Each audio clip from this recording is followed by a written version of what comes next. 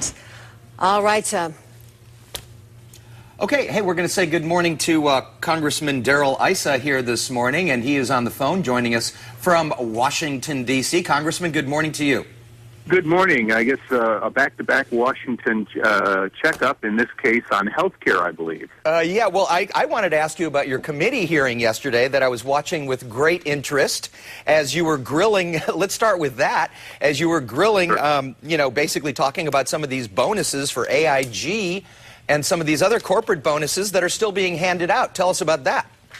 Well, I think the important thing we saw the special IG for the TARP say three things. One, Tim Geithner, and when he was the head of the New York Fed, should have known but didn't know that these bonuses were going to be paid. At least he said he didn't know. Then he went on to be the Secretary of the Treasury and found out 2 days before they were to be paid and said, well, we can't do anything about it, and allowed them to be paid. Now he's the Secretary of the Treasury still, and he's not providing the IG with the transparency or answers to their questions, and certainly not prepared to deal with a $400 million bonus proposed out of AIG, which still includes some people that you can't justify special bonuses for in light of the fact that it's money. So we saw it that way, that, yes, we can vilify the people who got the bonuses, but what happened to the 80% stockholders, which is you and I, Right. Because we're not being represented in making sure that our money's protected. You know, this is an interesting position on your part. I'm sure that you're not making a lot of friends in the corporate world by taking this approach. Well, we shouldn't make friends in the corporate world. You know, AIG defaulted. We came in with $180 billion. It's at least down to $120 billion that it were still owed. Most of it we're unlikely to get back. We made a decision, we the government, to pay as much as $8 billion to Goldman Sachs from AIG. This is paying on what should have just been defaulted in ordinary bankruptcy. So yeah, I mean, we have to look and say the corporate world failed, but both a Republican and a Democratic president seem to believe that it's okay to fail and be bailed out by the government if you're politically important.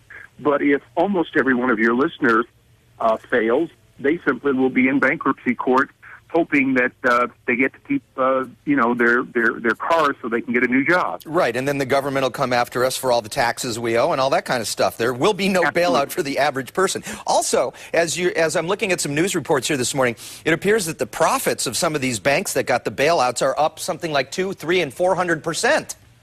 Profits are up, and of course, anytime you can shed yourself of your liabilities to keep your assets, the next year is going to be bright and sunny. So, are you talking about possible imposing possible restrictions on these corporate bonuses? Are you going to go that far? Well, in the case of AIG, where we're the 80% stockholder, we literally own the company. All we're asking is for those bonuses to be linked to performance of essential personnel. The last bonus is $165 million, included people like mail clerks. Yeah. And Congressman, and we need to make sure that it isn't just people because they're there. Yeah. Congressman, let me ask you one more thing before I let you go here. And that is, you know, you pick up the newspaper this morning. It says no cost of living increase for Social Security recipients. The first time in 30 years at least. And so we hear these banks getting $180 billion, but the old folks in our country aren't going to get an extra $10.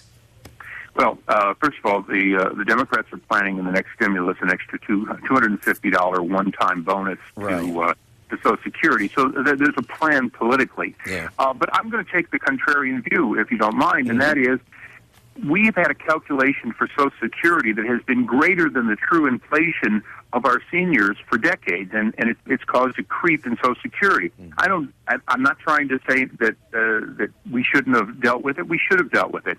But now, on the 1 year in which that calculation, instead of being overly generous, it happens to be zero because there's a provision where you can't go down, period, even if things go down. Yeah.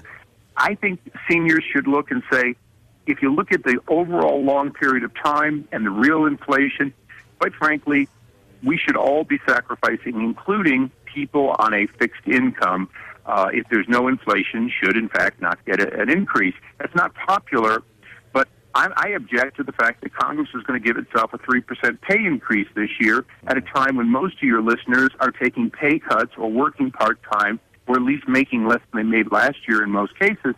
That's probably the scandal, is not that seniors get frozen. It's that Congress doesn't get frozen in its pay. No, I hear you. I hear you. There's some injustice going on out there. But nonetheless, we do appreciate your time, and we appreciate the fight that you're bringing to Capitol Hill. So thanks for joining us. Well, we'll keep it up and stay in touch. You got it. Thank you, Congressman.